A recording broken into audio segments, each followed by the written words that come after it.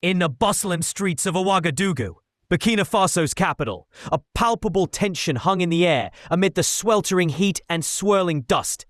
Crowds huddled around radios, smartphones, and televisions in cafes and under shady trees, eagerly awaiting a speech from their young leader, Ibrahim Traoré. Since seizing power, Traoré had made waves with audacious policies, but rumors hinted at something truly outlandish this time. Whispers circulated. Would it involve mining contracts, policy reforms, or defense strategies? When Traoré appeared on screens in his signature military attire, a hush fell over the nation.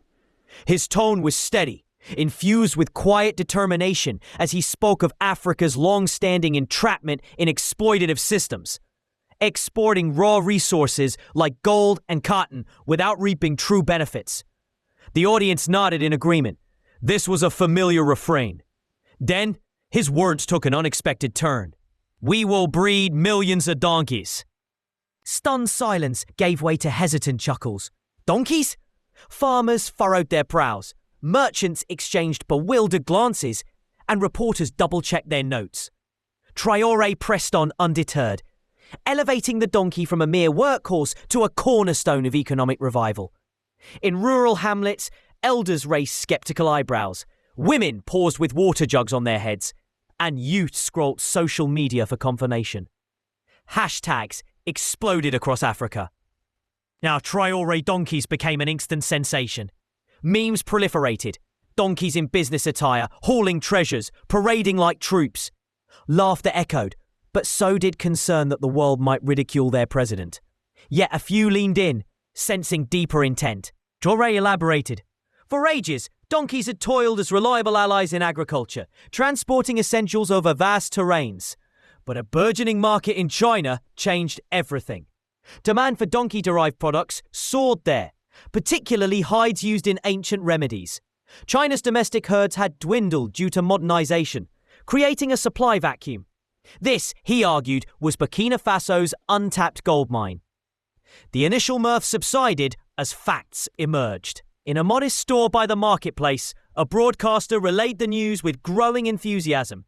Students in eateries Googled China donkey market, uncovering staggering figures. Millions required annually, generating billions in revenue. The notion no longer seemed absurd. An aged woman, lifelong donkey caretaker, mused in disbelief.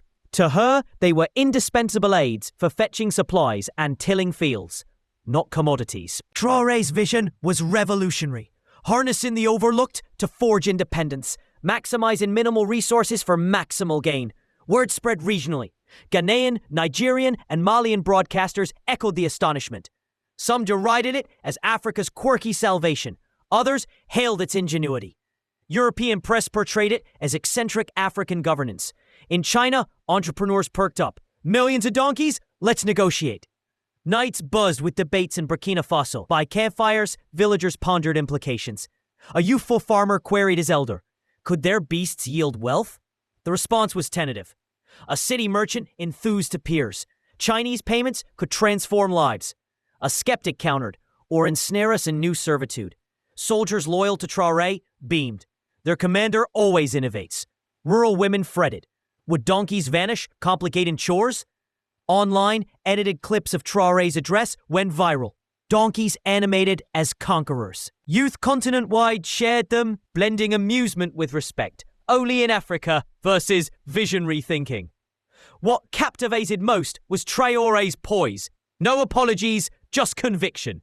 He promised employment and autonomy from aid. Dawn brought market murmurs. Traders eyed donkey values. Farmers inventoried their stock, viewing them as assets. Kids playfully chased millionaire donkeys. Breeding discussions sprouted.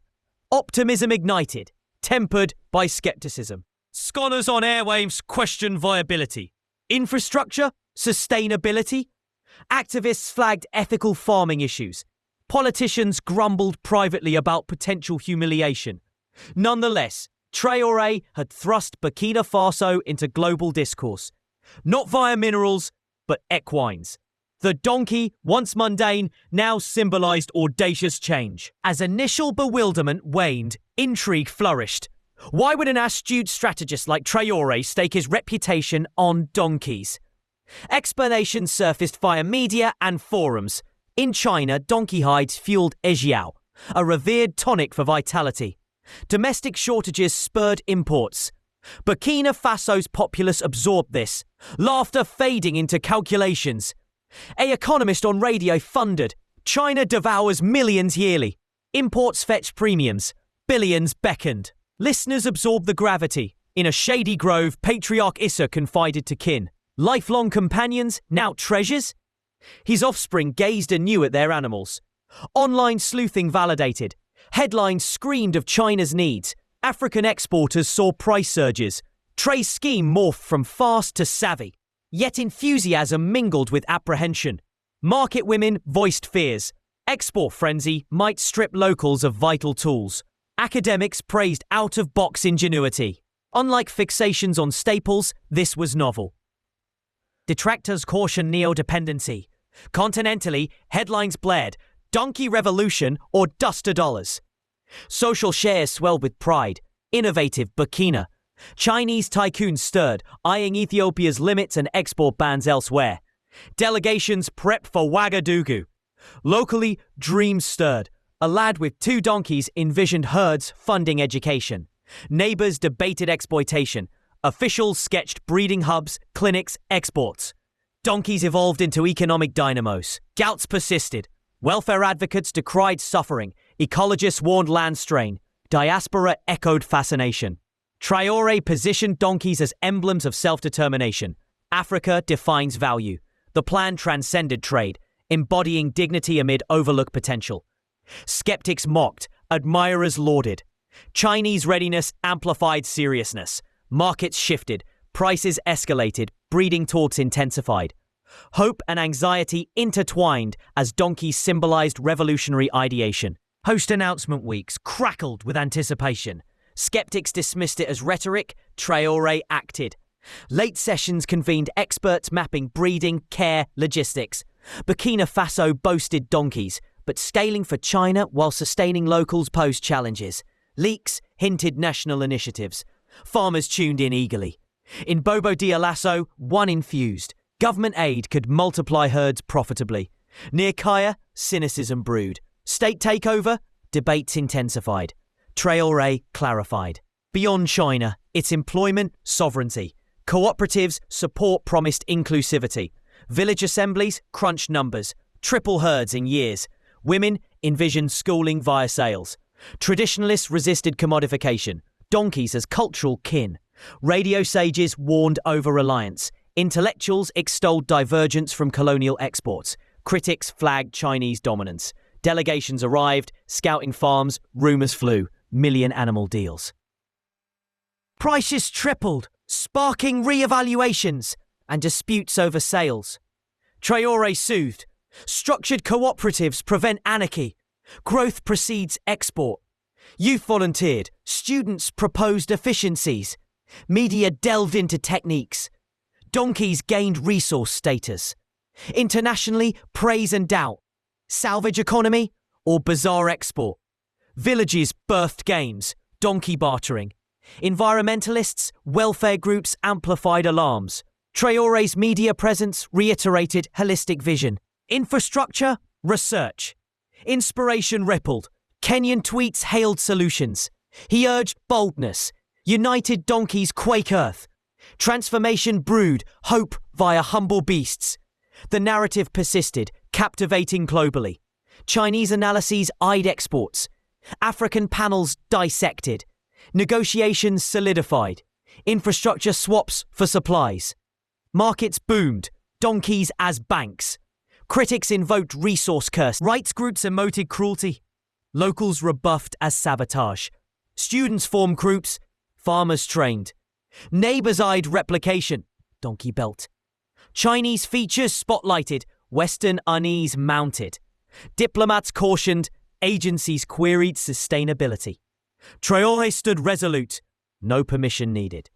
Cultural infusion. Art, tunes, essays featured donkeys. Murals depicted pride. Changes materialized. Centers built. Grants issued. Families felt empowered. Challenges arose. Thefts, speculation. Regulation pressed. Excitement endured. Traoré unified via underestimation. Shipments commenced, turning jest to actuality. Villages prospered. Exports funded facilities. Mood blended pride, caution. Chinese deepened ties. Plants, jobs stemmed migration. Thefts prompted registries. Criticisms dismissed as bias. Traoré emphasized symbolism. Self-valued independence. Culture embraced. Songs, art. Economists debated. Headlines sustained. Effects, incomes rose, youth employed. Environment strained, balance debated. China competed, West vied, neighbors studied. Farmers imparted legacy, donkeys bear futures. Debates lingered, but consensus, Traoré elevated gaze. Vision valorized ignored, birthing respect, investment, pride. Sunset silhouetted donkeys, partners in ascent.